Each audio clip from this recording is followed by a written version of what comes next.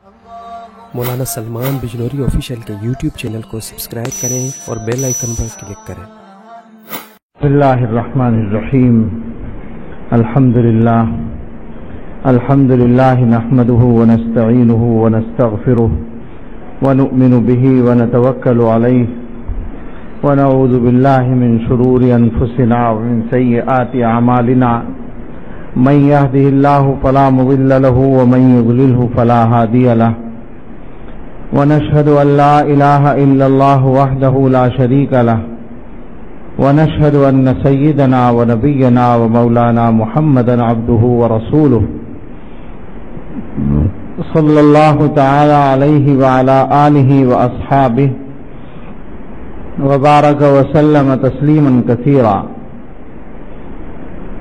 أما بعد فأعوذ بالله من الشيطان الرجيم، بسم الله الرحمن الرحيم، وذروا ظاهر الإثم وباطنه إن الذين يكسبون الإثم سيجزون بما كانوا يقترفون۔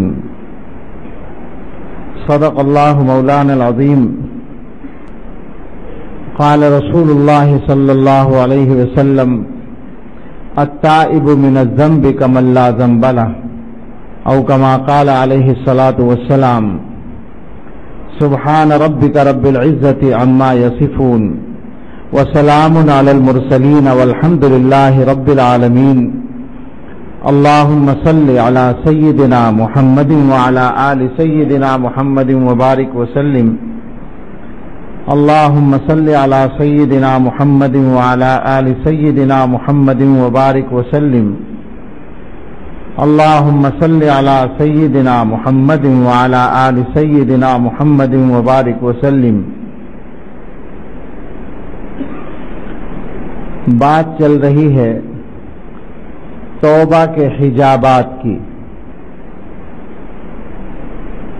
کہ انسان کو توبہ کرنے میں کون کون سی چیزیں رکاوٹ بنتی ہیں، کون کون سی چیزیں آڑ ہیں توبہ سے کہ آدمی توبہ کی طرف متوجہ ہی نہیں ہوتا، وہ چیزیں انسان کو توبہ سے روک دیتی ہیں۔ کل اس سلسلے کی 4 چیزوں کا بیان ہوا تھا، میں نے 5 کہہ دیا تھا لیکن شاید 4 ہی بیان ہوا، نہیں ظاہری کبائر اور باطنی یہ تو ہو گیا، اور بدعت اور الجہل باللہ، صغائر کی بات نہیں ہوئی ہے ابھی، 5ویں نمبر پر صغائر ہیں۔ تو کل 4 چیزوں کا بیان ہوا۔ سب سے پہلے الجہل باللہ، اللہ تعالی کو نہ جاننا۔ دوسرے نمبر پر بدعت، جو انسان کو توبہ سے روکتی ہے۔ تیسرے نمبر پر اس کے کبیرہ گناہ جو 2 طرح کے ہیں۔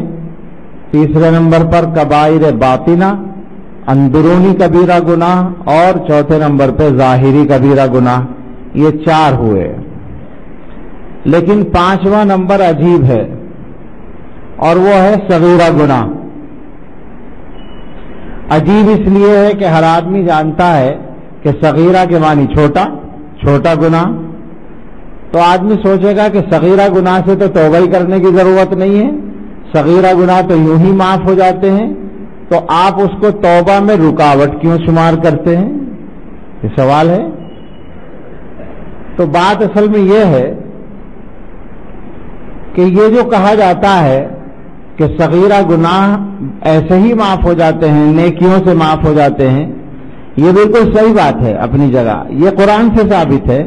ان الحسنات یذہبن السیئات، عام طور سے سیئات کا لفظ صغیرہ گناہ کے لیے ہی بولا جاتا ہے۔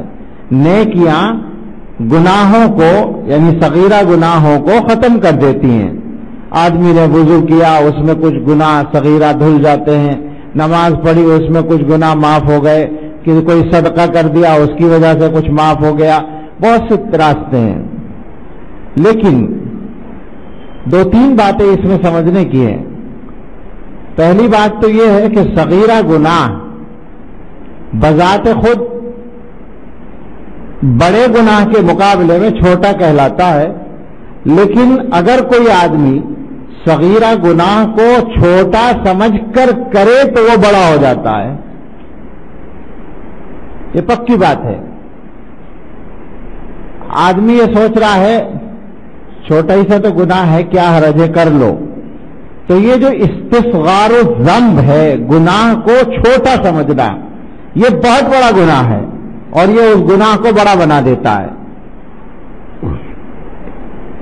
حضرت نے ایک عجیب قصہ لکھا ہے کہ داموس نام کے ایک ولی تھے بنی اسرائیل میں، پیغمبر نہیں تھے، ولی تھے.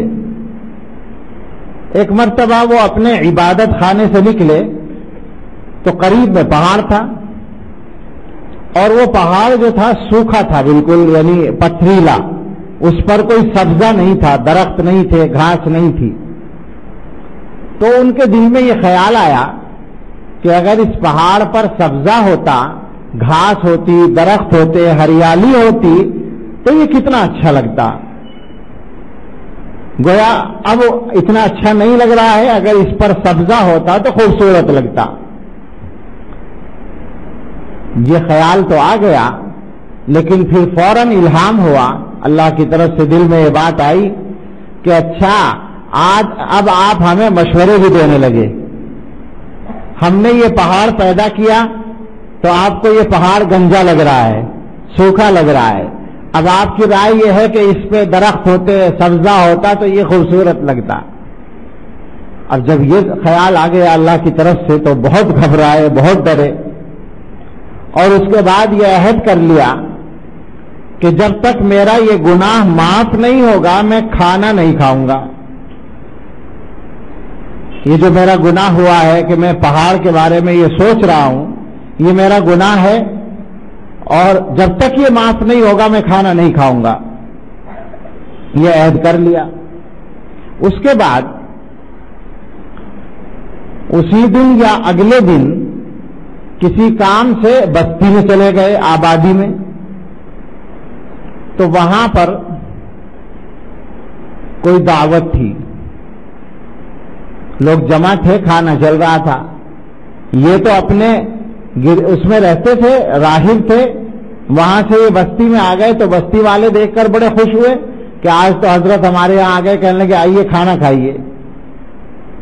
تو انہوں نے کہا نہیں، میں کھانا نہیں کھا سکتا، میں تو کسی دوسرے کام سے آیا ہوں. انہوں نے کہا نہیں ٹھیک ہے، آپ کام بھی کر لیں لیکن کھانا کھائیے ہمارے ساتھ. پھر انکار کیا. تو اب جب زیادہ انکار کیا تو لوگوں کو تجسس ہوا کہ کیوں نہیں کھا رہے. تو انہوں نے کہا کہ کیا بات ہے، آپ کھانا کیوں نہیں کھانا چاہتے. تو انہوں نے بات بتائی، جو واقعہ تھا بتا دیا کہ مجھ سے یہ گناہ ہوا کہ میں نے پہاڑ کو دیکھ کر ایسا سوچا، تو اب میں نے اللہ تعالیٰ سے یہ وعدہ کیا ہے کہ جب تک میرا گناہ معاف نہیں ہوگا میں کھانا نہیں کھاؤں گا. تو لوگ کہنے لگے یہ بھی کوئی گناہ ہوا. عام لوگوں نے کہا بھلا یہ بھی کوئی بات ہوئی. ارے بھائی آدمی کے ذہن میں آ ہی جاتا ہے کہ یہاں پہاڑ پہ سبزہ ہوتا تو بہت اچھا لگتا. آپ نے اس کو اتنا بڑا گناہ کیوں سمجھ لیا، ہے تو بہت چھوٹا سا گناہ ہے. انہوں نے سمجھایا کہ نہیں بھائی ایسی بات نہیں ہے، یہ گناہ ہے، غلطی ہوئی مجھ سے. تو وہ کہنے لگے اچھا ایسا کیجیے، آپ کھانا کھائیے، اگر آپ پر کوئی گناہ ہوگا تو وہ ہم اٹھا لیں گے. اب آپ سوچیں ذرا کیا ذہن کام کر رہا ہے. ذہن یہ کام کر رہا ہے کہ یہ گناہ کوئی خاص گناہ نہیں ہے، چھوٹا سا گناہ ہے. اس لیے تو کہا نا کہ ہم اٹھا لیں گے، کوئی خاص بات نہیں ہے، بہت آسان بات ہے. قرآن کریم میں اس سے ہٹ کر میرے ذہن میں مضمون آیت آئی کہ لوگ یہ کہتے ہیں ایمان والوں سے کہ ہمارے راستے پہ تم چلو اور تمہارے جو گناہ ہوں گے ان کی ذمہ داری ہمارے اوپر ہے. وقال الذین کفروا للذین آمنوا اتبعوا سبیلنا ولنحمل خطایاکم. کافر لوگ ایمان والوں سے کہتے ہیں کہ تم ہمارے راستے پر چلو اور ہم تمہاری خطاؤں کا بوجھ اٹھا لیں گے. اللہ تعالیٰ فرماتے ہیں وما هم بحاملین من خطایاہم من شیء انہم لکاذبون. یہ ان کی خطاؤں کا بوجھ بالکل نہیں اٹھا سکتے، یہ جھوٹ بول رہے ہیں، یہ بات جھوٹ ہے، یہ نہیں اٹھا سکتے. ہاں البتہ چونکہ یہ دوسروں کو گناہ کی دعوت دے رہے ہیں تو اپنے گناہ کے ساتھ دوسروں کو گناہ کی دعوت دینے کا بوجھ ضرور اٹھائیں گے. وَلَيَحْمِلُنَّ أَثْقَالَهُمْ وَأَثْقَالًا مَعَ أَثْقَالِهِمْ. یہ اپنا بوجھ بھی اٹھائیں گے اور اپنے بوجھ کے ساتھ ساتھ کچھ اور بوجھ بھی اٹھائیں گے. وہ کاہے کا بوجھ ہے؟ دوسروں کو گناہ کی دعوت دینے کا بوجھ. تو خیر ان لوگوں نے یہ کہہ دیا کہ صاحب یہ کوئی خاص گناہ نہیں ہے، اگر اس میں کوئی آپ کو گناہ ہوگا تو ہم اس کا بوجھ اٹھا لیں گے. تو اب ظاہر ہے کہ کوئی ایمان والے لوگ اگر یہ بات کریں تو بڑی خطرناک بات ہے. اس کا مطلب یہ کہ انہوں نے گناہ کو بہت ہلکا سمجھا. تو اب ان بزرگ کو الہام ہوا کہ اے میرے بندے اس بستی سے فوراً نکل جاؤ، میں اس بستی پر عذاب نازل کروں گا. اللہ کی طرف سے یہ الہام آیا کہ اب یہ بستی بچنے والی نہیں ہے. انہوں نے میری نافرمانی کو کھیل سمجھا ہے، گناہ کو ہلکا سمجھا ہے. تو ایک خاص بات تو یہ یاد رکھنے کی ہے کہ صغیرہ گناہ کو کبھی بھی صغیرہ سمجھ کر مت کریں. ہو جائے گناہ وہ الگ بات ہے، آپ سے گناہ ہو گیا، لیکن آپ یہ سوچ کے باقاعدہ ارادہ کریں کہ تو چلو صغیرہ گناہ کو رجنی کر لیتے ہیں، یہ کبھی نہ کریں. اس لیے کہ صغیرہ ہو یا کبیرہ ہو، گناہ تو گناہ ہے، نافرمانی تو نافرمانی ہے. اور جو لکھا ہے علماء نے کہ یہ مت دیکھو گناہ چھوٹا ہے یا بڑا، یہ دیکھو نافرمانی کس کی کر رہے ہو وہ کتنا بڑا ہے. دوسری بات صغیرہ گناہ کے بارے میں دوسری بات یہ یاد رکھنے کی ہے کہ صغیرہ گناہ اسی وقت تک صغیرہ رہتا ہے جب تک وہ کبھی کبھار ہو، لیکن اگر وہ مستقل ہوتا رہے تو وہ کبیرہ بن جاتا ہے. علماء نے شروع سے ایک جملہ چلا آتا ہے لا صغیرۃ مع الاصرار. اصرار کے ساتھ یعنی بار بار کرنے کے ساتھ کوئی صغیرہ نہیں رہتا.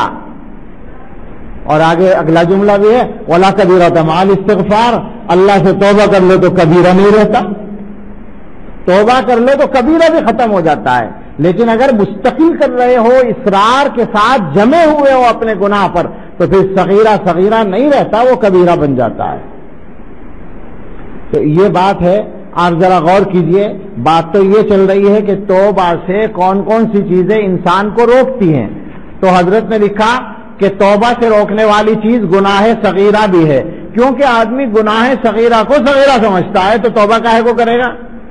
وہ یہ سمجھتا ہے کہ یہ چھوٹا گناہ ہے، لہذا وہ توبہ نہیں کرتا. حالانکہ چھوٹا سمجھنا بڑا گناہ ہے اور بار بار کرنا یہ بڑا گناہ ہے. یہ ایک مستقل حجاب ہے توبہ سے. اب تو 5 ہو گئے. چھٹا نمبر الشرک. عجیب بات ہے، توبہ کے حجابات میں سے ایک چیز شمار کرائی ہے شرک. ارے بھائی توبہ تو مسلمان کرتے ہیں، شرک کہاں سے آ گیا؟ سوال یہ ہے کہ یہ شرک کیا چیز ہے آخر؟ تو آپ یاد رکھیں مسلمان جان بوجھ کر تو شرک نہیں کرتا، انجانے میں کر سکتا ہے، اور بہت سے لوگ کر جاتے ہیں. جو لوگ بدعات میں مبتلا ہوتے ہیں وہ عام طور سے شرکی افعال کر جاتے ہیں. مزاروں پہ جا رہے ہیں اور دعائیں مانگ رہے ہیں، کیا چیز ہے؟ غیر اللہ سے جب کوئی آدمی مانگ رہا ہے، غیر اللہ کے سامنے ہاتھ پھیلا رہا ہے، تو وہ شرک ہے توحید ہے؟ اللہ تعالیٰ کو بڑی غیرت آتی ہے. یہ شرک کا معاملہ جو ہے اللہ کی غیرت کا معاملہ ہے، یاد رکھیے گا. یعنی یہ جو قرآن کریم نے کہا ہے ان اللہ لا یغفر ان یشرک بہ ویغفر ما دون ذلک لمن یشاء. اللہ تعالیٰ شرک کو معاف نہیں کرتے، اس کے علاوہ جس گناہ کو چاہیں معاف کر سکتے ہیں. تو یہاں یہ سوال ہوتا ہے کہ اللہ کی رحمت تو بہت بڑی ہے، شرک بھی اس کے سامنے کوئی حیثیت نہیں رکھتا. اللہ تعالیٰ چاہیں تو شرک کو معاف کر سکتے ہیں، چاہے تو کر بھی سکتے ہیں، اس میں کوئی شک نہیں. پھر کیوں اعلان کر دیا کہ ہم شرک کو معاف نہیں کریں گے؟ بات یہ ہے کہ یہ اللہ کی غیرت کا مسئلہ ہے. میں تمہارا رب ہوں، میں سب کچھ تمہیں دینے والا ہوں، تم دوسرے کے سامنے ہاتھ پھیلاتے کیوں؟ یہ بالکل ایسا ہے جیسے کوئی آدمی کسی غریب بچے کو گود میں لے لے، پالے اس کو، اور اس کی ساری ضروریات پوری کرے, اپنے بچوں کی طرح اس کو رکھے, کپڑا, کھانا پینا, ضروریات ساری وہ پوری کرتا ہے. اور یہ بھی کہہ رکھا ہے کہ تمہارا کسی چیز کو جی چاہے تو مجھ سے مانگ لو, بلا تکلف مانگو, میں جو تم چاہو گے وہ دوں گا. اب اگر یہ بچہ کسی دوسرے آدمی سے مانگنے لگے تو اس آدمی کو کتنی تکلیف ہوگی؟ کیا خیال ہے؟ یہ آدمی کو کتنی تکلیف ہوگی کہ میں نے اس کو پالا ہے اور سب کچھ اس کی ضرورت پوری کرتا ہوں, اور اس کو کہہ رکھا ہے کہ اگر کسی چیز کو نیچا ہے تو مجھے بتاؤ, میں دوں گا. پھر اس نے دوسرے سے کیوں مانگا؟ یہ میری بے عزتی ہوئی نا. جب ایک آدمی کی بے عزتی ہو رہی ہے تو اللہ تعالیٰ کی بے عزتی نہیں ہو رہی ہے؟ شرک سے اللہ تعالیٰ کی غیرت کا معاملہ جڑا ہوا ہے, اللہ تعالیٰ کو بالکل برداشت نہیں ہے. اچھا, یہ شرک جو ہے یہ تو وہ ہوا جو مسلمان ہوتے ہوئے آدمی غلطی سے کرتا ہے, لیکن ایک شرک اور وہ ہے جس کا کل ذکر ہوا ہے, دکھاوا, ریاکاری, وہ بھی شرک ہے, وہ شرک خفی ہے. حدیث میں اس کو شرک کہا گیا. حضور علیہ الصلوۃ والسلام نے فرمایا کہ مجھے تمہارے بارے میں شرک خفی کا ڈر لگتا ہے, چھپا ہوا شرک. یعنی جب ایک آدمی ایک کام کر رہا ہے, وہ کام جو اللہ کے لیے کرنے کا ہے, نماز پڑھ رہا ہے, نماز اللہ کے لیے پڑھنی چاہیے, اور وہ دوسروں کو دکھانے کے لیے پڑھ رہا ہے, تو شرک ہو گیا یا نہیں ہو گیا؟ اللہ کے ساتھ دوسروں کو شریک کر لیا. کوئی بھی ایسا کام جو خالص اللہ کے لیے کرنے کا ہے, اس کام کو وہ بندہ سب کے لیے کر رہا ہے تو شرک کر رہا ہے. تو یہ شرک بھی شامل ہے. اور ظاہر ہے کہ جو آدمی دکھاوا کرتا ہے اسے توبہ نہیں ملتی, اسے خیال بھی نہیں آتا توبہ کرنے کا. وہ تو یہ سمجھ رہا ہے کہ میں بہت اچھا کام کر رہا ہوں, لوگوں کو پتہ چلنا چاہیے.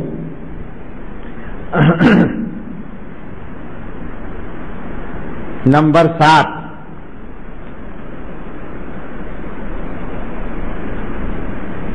ساتواں نمبر لکھا ہے کہ جن لوگوں کو اللہ تعالیٰ نے پیسہ دیا ہے وہ جائز کاموں میں فضول خرچی سے کام لیں. یہ بھی توبہ سے رکاوٹ ہے. ذرا باریک سی بات ہے, غور کیجئے گا. ایک تو یہ ہے کہ آدمی ضرورت میں خرچ کرے, اور ایک یہ ہے کہ کچھ جائز کاموں میں مناسب انداز سے خرچ کرے.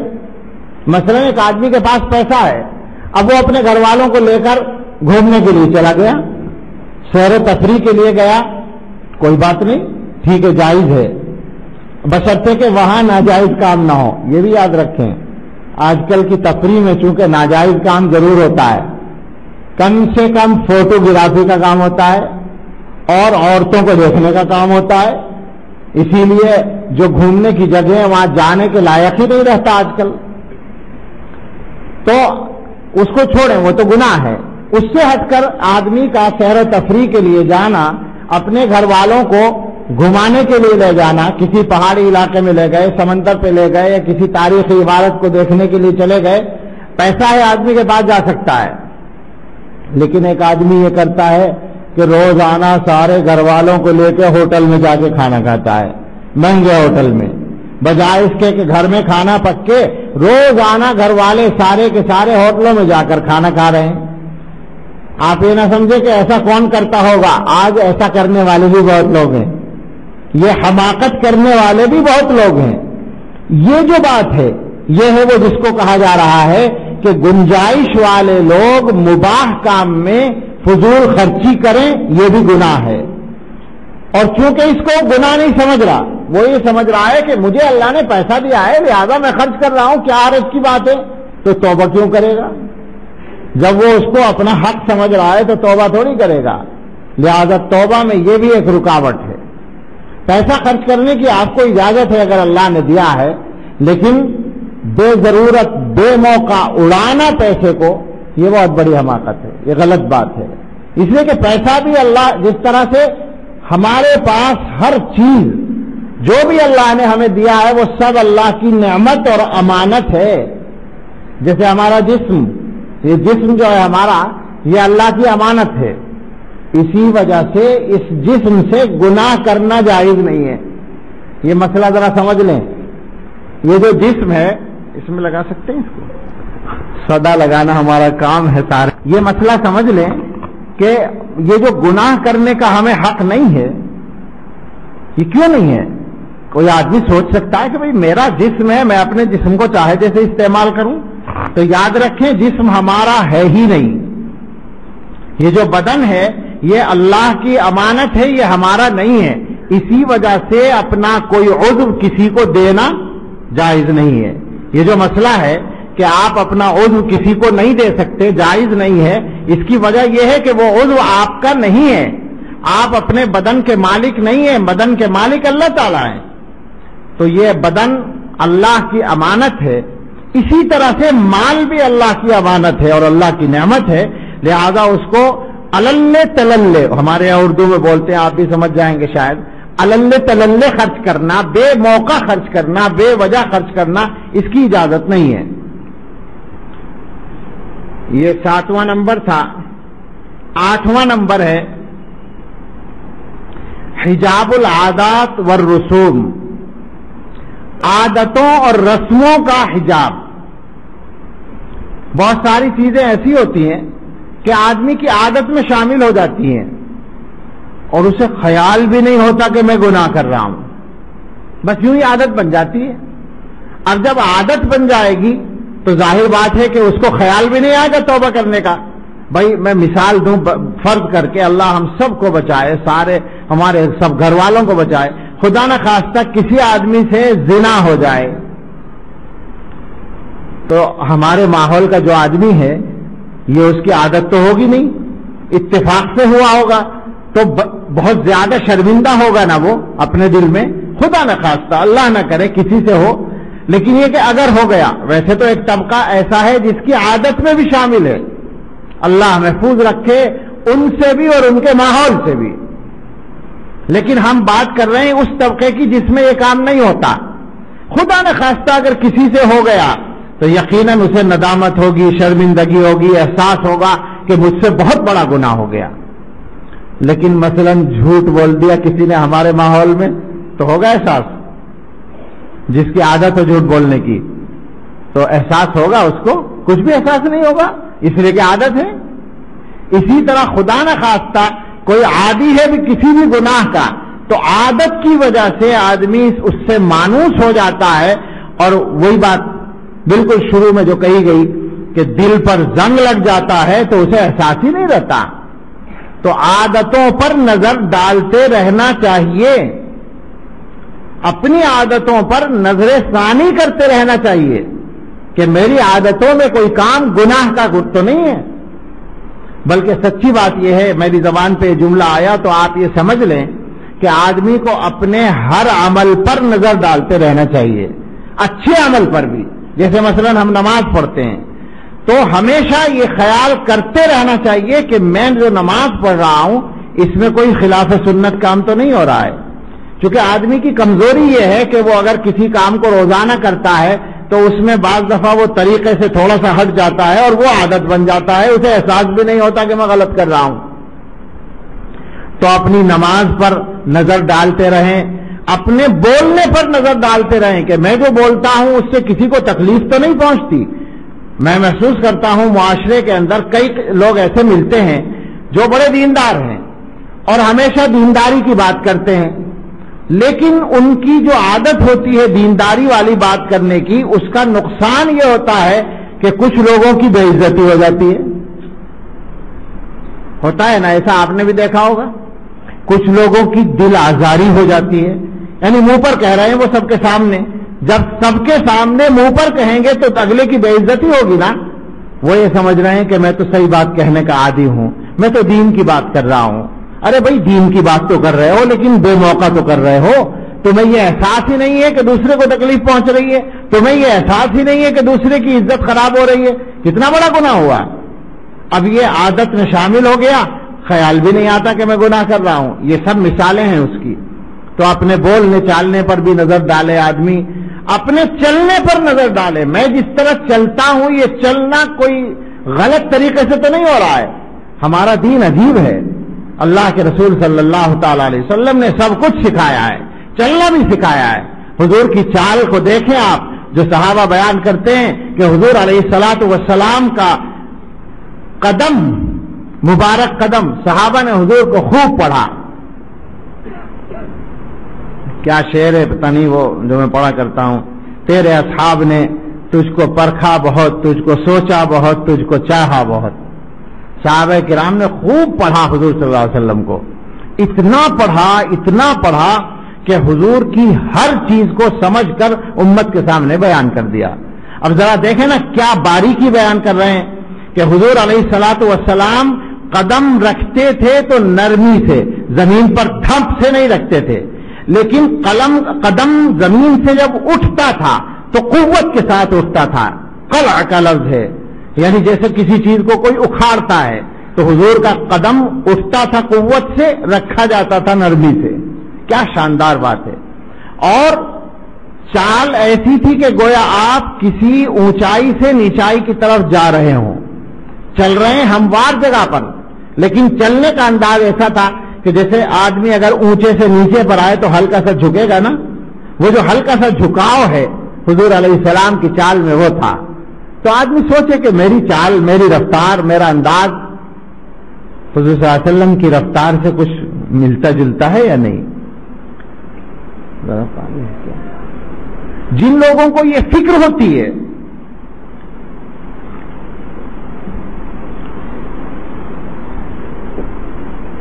جن لوگوں کو یہ فکر ہوتی ہے کہ ہمارا انداز ہمارے آقا حضرت محمد رسول اللہ صلی اللہ تعالی علیہ وسلم سے مل جائے، وہ کہاں تک فکر کرتے ہیں اس کا اندازہ آپ لگائیں. شیخ الاسلام حضرت مدنی رحمت اللہ علیہ کا قصہ. ایک مرتبہ حضرت نے طلبہ سے فرمایا، جن لوگوں نے حضرت کو دیکھا ہے ان کو پتا ہے کہ حضرت ٹھہر ٹھہر کر بولتے تھے، جلدی جلدی نہیں بولتے تھے. تو ایک مرتبہ سبق میں طلبہ سے فرمایا کہ میں الحمدللہ بسرعت تقریر کر سکتا ہوں، یعنی جلدی جلدی بول سکتا ہوں، لیکن یہ توقف فی الکلام، یعنی ٹھہر ٹھہر کر بولنا، یہ بڑے مجاہدے کے بعد میں نے حاصل کیا ہے، اس لیے کہ رسول اللہ صلی اللہ علیہ وسلم ٹھہر ٹھہر کر بولتے تھے. سمجھے آپ؟ یہ بولنا جو ہے یہ تو ایک عام سی فطری سی عادت ہوتی ہے. دیکھا ہے کبھی آپ نے کسی کو کہ کوئی آدمی باقاعدہ محنت کر رہا ہے اس کام کے لیے کہ میرے بولنے کا انداز بدل جائے؟ جیسے بولنے کی عادت ہے ویسے بولتے چلے جاتے ہیں سب. لیکن جو حضور صلی اللہ علیہ وسلم کے رنگ میں اپنے آپ کو رنگنے کی فکر کرتے ہیں، وہ یہاں تک کرتے ہیں کہ اپنے بولنے کو بھی حضور کے بولنے میں ڈھالتے ہیں. یہ ایک مستقل مضمون ہے، ہو سکتا ہے کبھی آئے. ابھی تو ہم بات کر رہے تھے ان عادتوں کی جن کا تعلق گناہوں سے ہے، کہ آدمی کو کی عادت میں گناہ شامل ہو جاتے ہیں. اور ایک لفظ اور آیا ہے رسوم. یہ جو رسمیں ہوتی ہیں، خاص طور سے رسموں کا لفظ آئے تو شادی بیاہ کا خیال آتا ہے. شادی میں کچھ رسمیں ہر علاقے میں ہوتی ہیں، اور آپ غور کریں گے تو کئی رسمیں ایسی نکلیں گی جو گناہ کبیرہ ہوں گی. کبیرہ گناہ یقینی طور پر، مگر ہم لوگوں کو خیال بھی نہیں آتا. کسی سے کہو، مردوں سے کہو تو وہ کہیں گے بھائی کیا کریں، عورتیں نہیں مانتی. عورتوں سے آپ جو چاہیں منوا لیں مگر یہ بات نہیں منوائیں گے. ہمارے ایک صاحب نے سنایا، ایک مقرر تھے ہمارے یو پی کے تھے، کچھ مزاحیہ انداز میں بات کرتے تھے. انہوں نے وہ یوں کہنے لگے کہ جب شادی کا وقت آتا ہے کسی گھر میں تو یہ اعلان ہو جاتا ہے کہ اب اس گھر میں رسول کی نہیں چلے گی، رسولن بی بی کی چلے گی. اب اس گھر میں رسول کی بات نہیں چلے گی، رسولن کی چلے گی. وہ جو بڑھیا بیٹھی ہے گھر میں، جس کو ساری رسمیں معلوم ہیں، وہ بھولتی نہیں ہے، ہر موقع پہ یاد دلائے گی کہ اب کیا کرنا ہے، اب کیا کرنا ہے. اور سارے مرد اس کے سامنے ہاتھ جوڑے رہتے ہیں کہ صاحب جو یہ چاہے وہی ہوگا، جو رسول چاہے وہ نہیں ہوگا، رسولن جو چاہیں گی وہ ہوگا. تو یہ رسمیں جو ہیں ان پر بھی نظر ڈالنا ہے. یہ بھی توبہ میں رکاوٹ ہے، اس لیے کہ آدمی رسم کے طور پر کرتا ہے، گناہ نہیں سمجھتا. بہت سے لوگ یہ سمجھتے ہیں یہ تو رسمیں ہیں. رسمیں ہیں یعنی ویسے ہی بس نہیں ہونا چاہیے تھا ویسے ہی ہو رہا ہے، لیکن بہت سی رسمیں ایسی ہیں جو کبیرہ گناہ ہیں، تو یہ ایک مستقل حجاب ہے۔ یہ 8 ہو گئے۔ 9واں نمبر ہے الاعتماد بالنفس، اس کا بالکل سیدھا ترجمہ ہے خود اعتمادی، اپنے اوپر بہت زیادہ اعتماد۔ یہ خاص طور سے ہمارے زمانے کی بیماری ہے۔ ہمارے دور میں دین کے معاملات میں ہر آدمی اپنے آپ کو کم سے کم امام ابو حنیفہ سمجھتا ہے۔ عجیب بات ہے، سچی بات ہے۔ یعنی آپ غور کریں کہ اگر میں کسی ڈاکٹر صاحب کی دکان پر جا کر ان سے دوا کے بارے میں مشورہ ان کو دینے لگوں کہ ڈاکٹر صاحب یہ دوا آپ غلط استعمال کر رہے ہیں، یہ کیجئے، اور میں یہ بات جانتا ہوں کہ 10-20 دواؤں کا مجھے بھی پتا ہوگا، میں اچھی خاصی عمر ہو گئی دوائیں کھاتے کھاتے، تو کچھ نہ کچھ تجربہ بھی ہو گیا ہوگا، تو اگر میں ڈاکٹر صاحب کو مشورہ دوں جا کر تو ڈاکٹر صاحب کیا میری بات مان لیں گے؟ اگر مانیں گے تو غلط کریں گے۔ ماننے کا مطلب ہی نہیں ہے، آپ کا کیا مطلب ہے؟ اس سے آپ کی لائن نہیں ہے میڈیکل لائن، آپ نے پڑھا ہے نہیں پڑھا صاحب، کہ پھر کیا آپ کیوں بات کر رہے ہیں کہ نہیں میری سمجھ میں ایسے ہی آ رہا ہے۔ یہ معاملہ ڈاکٹر کے ساتھ نہیں چل سکتا، اللہ کے دین کے ساتھ ہر آدمی چلانا چاہتا ہے۔ ماننے کو تیار ہی نہیں آدمی، یہ کہتا ہے کہ میری سمجھ میں یہ بات آتی ہے۔ ارے بھائی تمہاری سمجھ کا اعتبار اس وقت ہوگا جب کم سے کم تم نے دین کو اتنا پڑھا ہو، اتنا سیکھا ہو کہ تمہیں یہ معلوم ہو گیا ہو کہ علماء، محدثین، مجتہدین، فقہا کہاں سے بات کرتے ہیں، کم سے کم اتنا تو پتا ہو۔ پتا بالکل نہیں، اردو کی کتابیں پڑھ کر دین سیکھ لیا اور علماء کی اصلاح کرنے کے لیے بیٹھ جاتے ہیں۔ آج کل ایک طبقہ ہے جس کو عادت ہے حدیثوں کو ضعیف کہنے کی، جہاں بھی دیکھیں گے حدیث کو ضعیف کہیں گے، اور یوں کہیں گے صحیح حدیث لاؤ۔ یہ موضوع ہمیں باقاعدہ اس پر گفتگو کرنے کا موقع نہیں ہے، لیکن عام آدمی یہ سمجھتا ہے کہ یہ صحیح حدیث کو کہہ رہا ہے، اور مولانا کے پاس صحیح حدیث نہیں ہے، اس کا مطلب صحیح کے مقابلے میں کیا سمجھتا ہے عام آدمی؟ غلط۔ اگر ادھر صحیح ہے تو ادھر غلط۔ حالانکہ صحیح کا لفظ محدثین کی ایک اصطلاح ہے، صحیح حدیث کے علاوہ جو حدیثیں ہیں وہ بھی صحیح ہیں، وہ غلط نہیں ہیں، وہ درجے ہیں حدیثوں کے۔ یعنی ایسا سمجھ لیں کوالٹی کا فرق ہے۔ بھائی آم کی دکان پہ آپ گئے تو 3 کوالٹی کے آم ہیں، تینوں کوالٹی کھانے کی ہیں، تینوں میٹھی ہیں، ایک ذرا مہنگی ہے، ایک درمیانی ہے، کچھ سے نیچے والی ہے، تو کیا یہ کہا جا سکتا ہے کہ بھئی یہ جو ہے یہ صحیح ہے اور باقی جو دو ہیں وہ غلط ہیں؟ ایسا نہیں ہے۔ لیکن لطیفہ یہ ہوا، مجھے تو لطیفہ سنانا تھا اصل میں، کہ ایک پان والا آدمی تھا بیچارہ، اس کے پاس ایک صاحب آنے لگے وہ ضعیف حدیث والے، اور اس کو پریشان کرنے لگے کہ تمہارا جو مسئلہ یہ مولوی بتاتے ہیں یہ غلط ہے، حدیث میں یوں آیا ہے۔ اب وہ بیچارہ کیا جانے، اس نے اپنے مولانا سے جا کے امام صاحب سے کہا کہ امام صاحب یہ کیا ہے، تو انہوں نے کہا کہ نہیں جو ہم نے بتایا وہ بھی حدیث میں ہے، دیکھو حدیث ہے۔ اب اس بیچارے نے یاد کر لیا کہ یہ حدیث میں ہے۔ اب وہ آیا آدمی تو پان والے نے کہا کہ بھائی مولانا نے بتایا وہ مسئلہ بھی حدیث میں ہے۔ کہا کون سی حدیث ہے؟ کہ یہ حدیث ہے۔ کہا یہ تو ضعیف ہے۔ اب وہ بیچارہ چپ ہو گیا۔ پھر ایسے ہی ایک دن ہوا، ایک مسئلہ پھر ایسے آیا، تمہارا مسئلہ غلط ہے۔ مولانا سے پوچھا، انہوں نے کہا نہیں صحیح حدیث میں آیا ہے، صحیح ہے ہمارا مسئلہ۔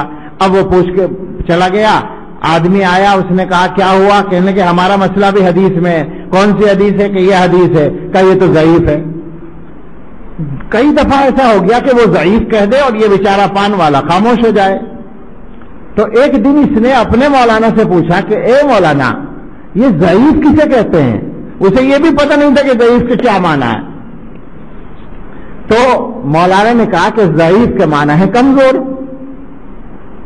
تو اس نے کہا اچھا ضعیف کے معنی کمزور ہیں؟ کہ ہاں کمزور ہیں۔ کہ اچھا وہ روزانہ حدیث کو آ کے کمزور کہتا ہے؟ کہ ہاں یہی کہتا ہے وہ تم سے آگے کہ حدیث ضعیف ہے، اس کا مطلب ہے حدیث کمزور ہے۔ کہنے لگے اچھا بس اب ہم اس سے نمٹ لیں گے.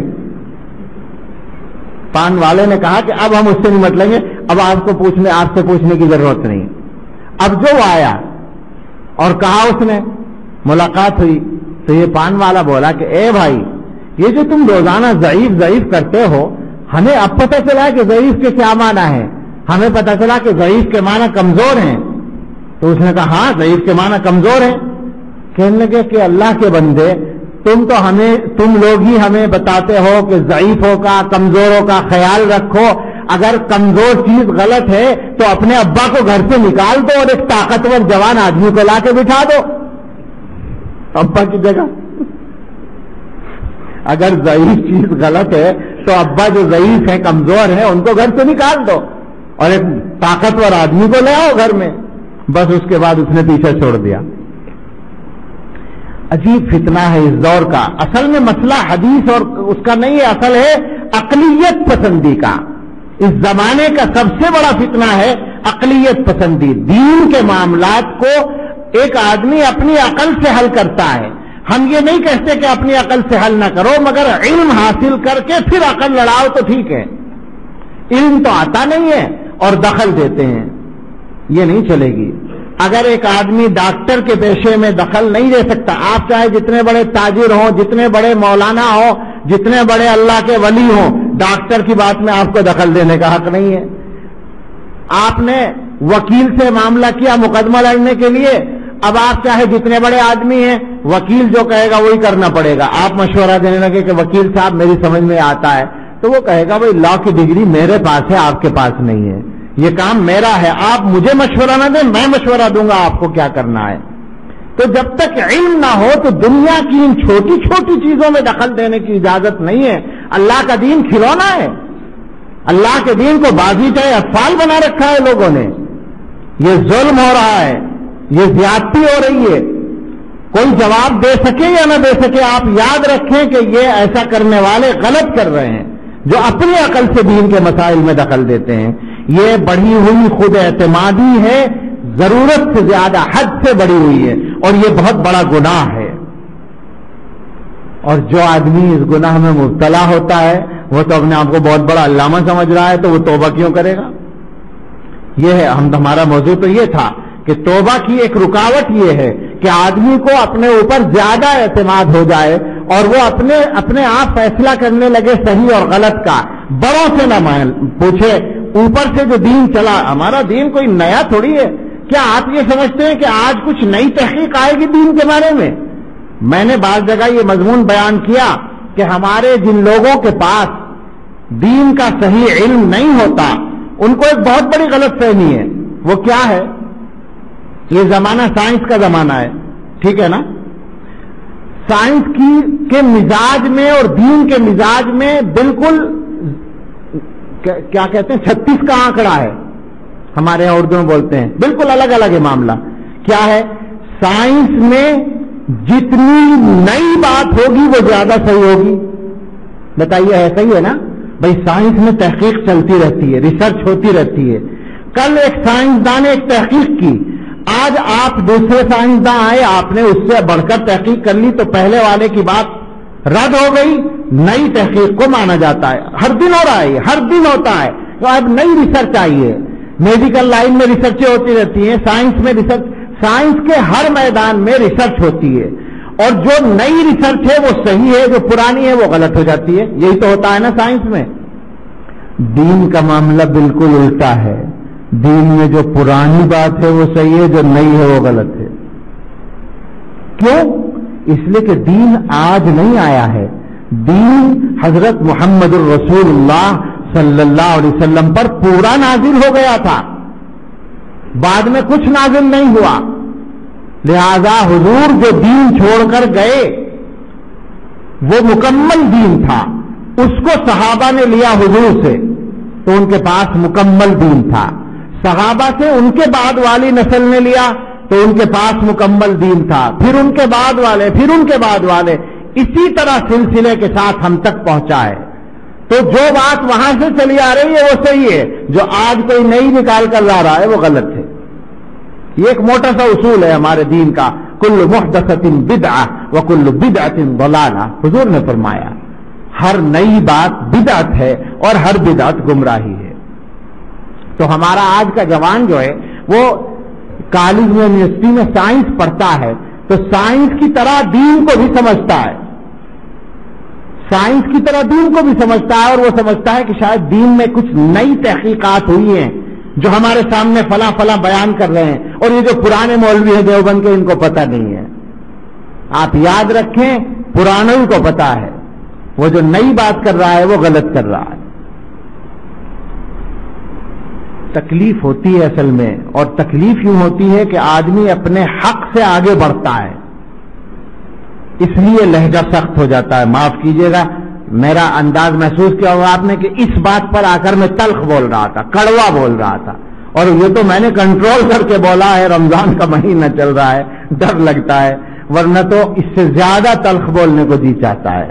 इसलिए कि लोग जानबूझकर फसाद करते हैं। गलती हो जाए वो अलग बात है, लेकिन जानबूझकर फितने पैदा किए जा रहे हैं। आप अपने आप को इन फितनों से बचाएं। खैर, आखिरी 10वां हिजाब, इसी पर हम बात खत्म करेंगे, और ये सारी चीजों की बुनियाद है, सबकी जड़ है ये। अल-गफलतु अनिल्लाह, अल्लाह ताला से गफलत। शुरू किया था हमने अल्लाह से नावाकिफियत, अल्लाह ताला को न जानना, और आखिर में हमने रखा है अल-गफलतु अनिल्लाह। तौबा की जो सबसे बड़ी रुकावट है वो अल्लाह ताला से गफलत है। अल्लाह को जो आदमी याद रखता है उसे हर वक्त एहसास रहता है अपने गुनाहों का, और वो फिर तौबा करता रहता है। तौबा जो है वो कोई ऐसा नहीं है कि बाकायदा उसके लिए आपको 3 दिन का एहतिकाफ करना पड़ेगा, या कोई जलसा करना पड़ेगा, या कुछ और घोड़े जोड़ने पड़ेंगे, कुछ भी नहीं है। आपके दिल में शर्मिंदगी, हकीकी शर्मिंदगी पैदा हो जाए, और गुनाह आप छोड़ दें, और आइंदा के लिए गुनाह न करने का इरादा कर लें, बस वही तौबा हो गई। ऐसा भी हो सकता है आप नमाज पढ़ रहे हो और नमाज में तौबा हो रही हो, नमाज के दौरान ही आपको ख्याल आया अपने गुनाहों का और शर्मिंदा हो गए आप, और आपने दिल में अहद किया मैं अब गुनाह नहीं करूंगा, अभी नमाज के बीच में ही तौबा हो गई। जो आदमी अल्लाह को याद रखता है वो तौबा करता है। हम लोगों का हाल यह है कि हम अल्लाह ताला से गाफिल हैं, हमें ख्याल ही नहीं आता अपने अल्लाह का, अपने मालिक का, अपने माबूद का। जबकि वाकया जो है वो ये है जिसको हम में से हर आदमी मानता है कि अल्लाह ताला हमें हर वक्त देखते हैं। मालूम है ना, अल्लाह ताला जानते भी हैं, देखते भी हैं, हर हाल में देखते हैं, मगर हम अल्लाह को याद नहीं करते। अल्लाह के रसूल सल्लल्लाहु ताला अलैहि वसल्लम की जो बात है, हदीस की बातें करते हैं लोग और हुजूर की सुन्नत को अपनाते नहीं है। हुजूर अलैहिस्सलाम की सुन्नत पे चलना है तो चलो, अमल करके दिखाओ। हुजूर अलैहिस्सलाम के बारे में आया कि काना यज़कुरुल्लाह फी कुल्ली अहयानिही, हुजूर अलैहिस्सलातु वस्सलाम हर वक्त अल्लाह ताला को याद करते थे। और अल्लाह को हर वक्त याद करने का आप मफ़हूम समझ सकते हैं कि जबान से तो हर वक्त याद नहीं किया जा सकता। हुजूर अलैहिस्सलाम भी हर वक्त अल्लाह अल्लाह तो नहीं करते थे, बात भी करते थे, अपनी जरूरियात भी पूरी करते थे। उस वक्त में जबान से तो अल्लाह का नाम नहीं लेंगे। मतलब यह है कि दिल में हर वक्त अल्लाह ताला की याद रहती थी। तो अगर कोई आदमी सुन्नत पे अमल करना चाहे तो यह भी जरूरी होगा कि वो हर वक्त अपने अल्लाह को याद करे। ये जो हमारे मशाइख खास तौर से हमारे इस सिलसिले में तो बाकायदा सबक का हिस्सा है ये कि आदमी इसकी मश्क करे कि हर वक्त अल्लाह ताला की तरफ ध्यान रखे।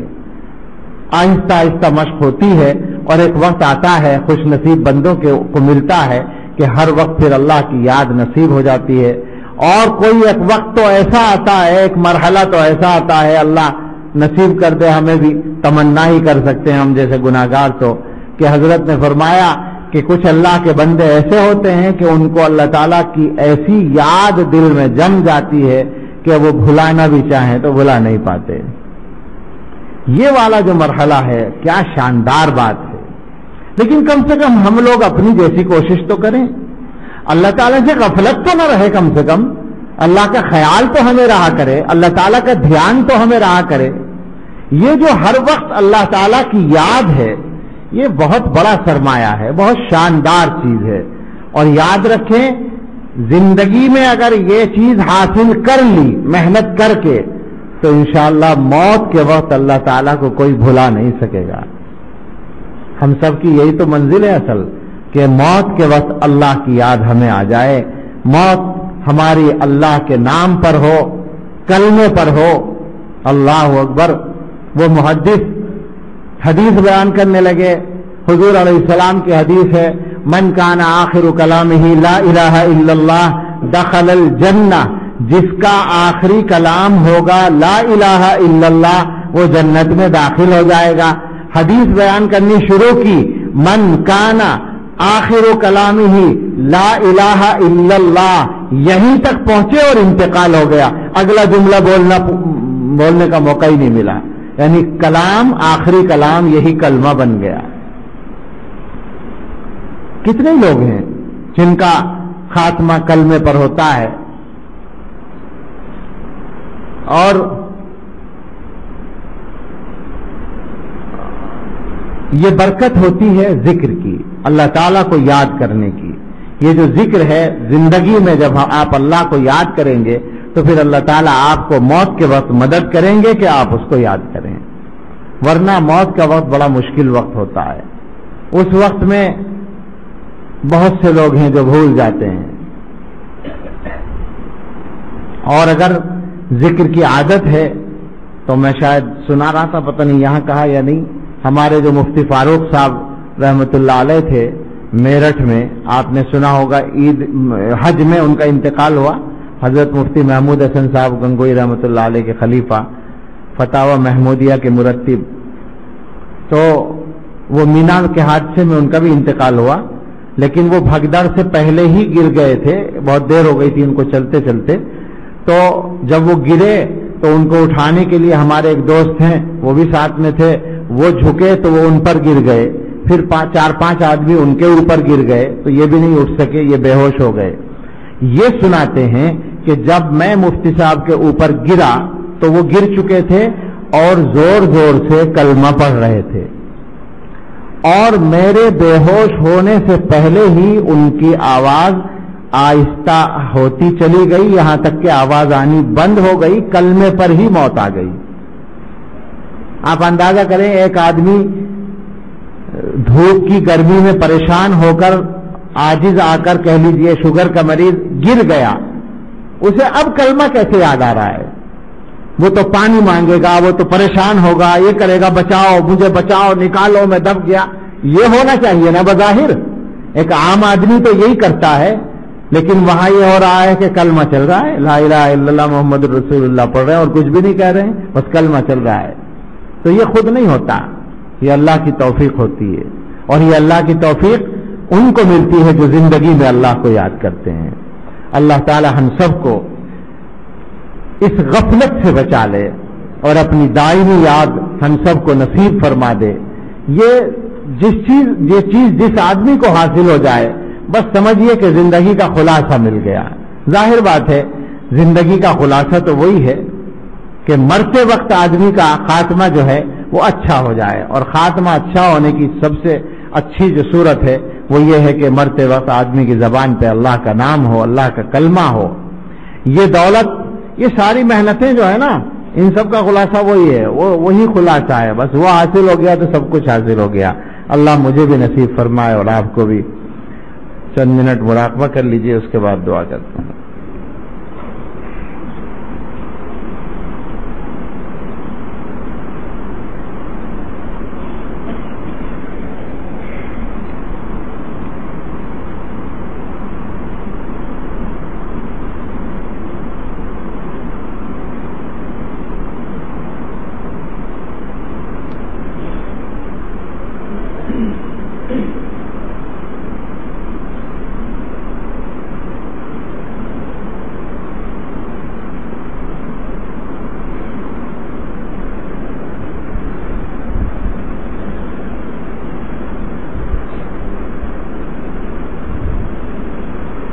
میں نور کے تڑکے میں جس وقت اٹھا سو کر اللہ کی رحمت کے دروازے کھلے پائے، آتی تھی ندا پہ ہم جو مانگنے والا ہو، ہاتھ اپنے عقیدت سے آگے میرے پھیلائے، جو رزق کا طالب ہو میں رزق اسے دوں گا، جو طالب جنت ہو جنت کی طلب لائے، جس کو گناہوں کی بخشش کی تمنا ہو وہ اپنے گناہوں کی کثرت سے نہ گھبرائے، وہ مائل توبہ ہو میں مائل بخشش ہوں، میں رحم سے بخشوں گا وہ شرم سے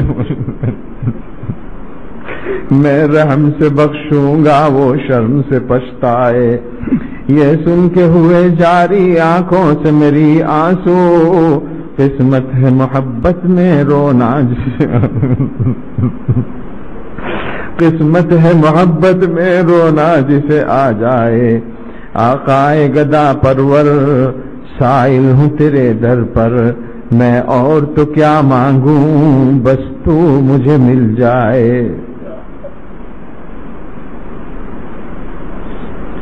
لا الہ الا اللہ محمد رسول اللہ صلی اللہ علیہ وسلم۔ اللہم صلی علی سیدنا محمد وعلی آل سیدنا محمد وبارک وسلم۔ یا رب لک الحمد کما ينبغی لجلال وجہک وعظیم سلطانک، یا رب لک الحمد کما ينبغی یا رب لک الحمد کما ينبغی لجلال وجہک وعظیم سلطانک، اللہم لک الحمد حمدا دائما مع دوامک، ولک الحمد حمدا خالدا مع خلودک، ولک الحمد حمدا لا منتہى له دون مشیتک، ولك الحمد حمدا لا يريد قائله إلا رضاك، ولك الحمد حتى ترضى، ولك الحمد إذا رضيت، أنت أهل التقوى وأهل المغفرة، ربنا لا تزغ قلوبنا بعد إذ هديتنا وهب لنا من لدنك رحمة إنك أنت الوهاب، ربنا هب لنا من أزواجنا وذرياتنا قرة أعين واجعلنا للمتقين إماما، اللهم أعنا على ذكرك وشكرك وحسن عبادتك۔ اے اللہ، اے رب کریم، اے رحمان الرحیم، ہم آپ کے کچھ گناہگار بندے اس وقت مسجد میں جمع ہیں اے اللہ، کیا کہیں آپ سے اور کیسے کہیں اور کس منہ سے کہیں؟ اے اللہ، ہمارے ہاتھ اس لائق نہیں کہ آپ ان کی لاج رکھیں، ہمارے منہ اس لائق نہیں کہ ہم آپ کے سامنے کہہ سکیں۔ اے اللہ، ہم نے اپنے بدن سے اپنے جسم سے اتنے گناہ کیے ہیں کہ ہمارا منہ کسی لائق نہیں رہا۔ اے اللہ، کسی کو تو دکھا سکتے ہیں، آپ کو دکھانے کے لائق نہیں رہا، دوسروں کے سے تو آپ نے پردہ ڈال رکھا ہے، لیکن اے اللہ، آپ تو سب کچھ اے اللہ، آپ تو سب کچھ جانتے ہیں ہمارے کرتوتوں کو، ہم نے کہاں کہاں اور کیسے کیسے وقت میں گناہ کیے ہیں، کتنے بڑے بڑے گناہ کیے ہیں۔ اے اللہ، اب واپس نظر ڈالتے ہیں تو حیرت ہوتی ہے کہ ہماری زندگی گناہوں کا ایک پہاڑ بن گئی ہے۔ اے اللہ، اگر ان گناہوں کا 100واں حصہ بھی اٹھانا پڑا نہیں اٹھا سکیں گے۔ اے رب کریم، سوائے اس کے کوئی صورت نہیں ہے کہ آپ ہمیں معاف کر دیجیے۔ اے اللہ، بے شک آپ کو ہمیں معاف کرنے کی ضرورت نہیں ہے، لیکن اے اللہ، ذرا یہ دیکھ لیجیے کہ ہم آپ کے کمزور بندے ہیں، اگر آپ کی طرف سے معافی نہیں ملی تو ہمارا تو بیڑا غرق ہو جائے گا، ہم تباہ ہو جائیں گے۔ اے اللہ، ہمارے گناہ معاف کر دیجئے، اے اللہ، ہم سے راضی ہو جائیے۔ اے اللہ، ہمیں معلوم ہے آپ ہم سے راضی نہیں ہیں، اس لیے کہ ہم اپنے دلوں میں یہ محسوس کرتے ہیں، ہمارے دلوں میں تو آپ سے شکایتیں ہیں، ہمارے دلوں میں یہ شکایت ہے کہ آپ نے ہمیں فلاں چیز نہیں دی، فلاں چیز نہیں دی۔ اے اللہ، جب آپ کی 1000 نعمتوں، لاکھ اور کروڑ نعمتوں کے بعد بھی ہمارے دل میں شکایتیں موجود ہیں، تو اے اللہ، آپ ہم سے کیسے راضی ہو سکتے ہیں؟ یقین ہے کہ آپ ہم سے راضی نہیں ہیں، لیکن اے اللہ، اب آپ کو اپنی کمزوری کا واسطہ دیتے ہیں آپ کو آپ کی طاقت کا واسطہ دیتے ہیں، اور اے اللہ یہ رمضان کا مہینہ چل رہا ہے اس کا واسطہ دیتے ہیں، یہ طاق رات ہے اس کا واسطہ دیتے ہیں، یہ جمعے کی رات ہے اس کا واسطہ دیتے ہیں۔ اے اللہ اور کیا کہیں، آپ کی رحمت کا واسطہ دیتے ہیں۔ اے اللہ ہم سب کے گناہ معاف کر دیجئے، اے اللہ اس پوری امت کے گناہ معاف کر دیجئے۔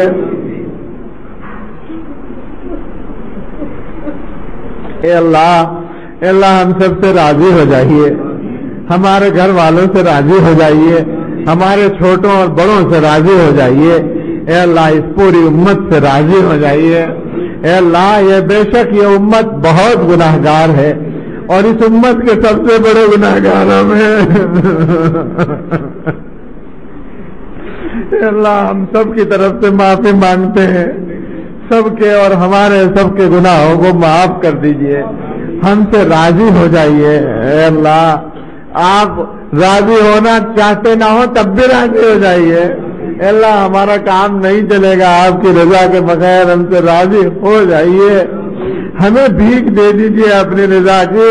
اے اللہ ہم آپ کے سامنے ہاتھ پھیلائے ہوئے ہیں، اور آپ گواہ ہیں کہ ہم نے اس طرح اے اللہ ڈرتے ڈرتے کہتے ہیں اس طرح ہم نے آپ کے علاوہ کسی کے سامنے ہاتھ پھیلایا نہیں ہے۔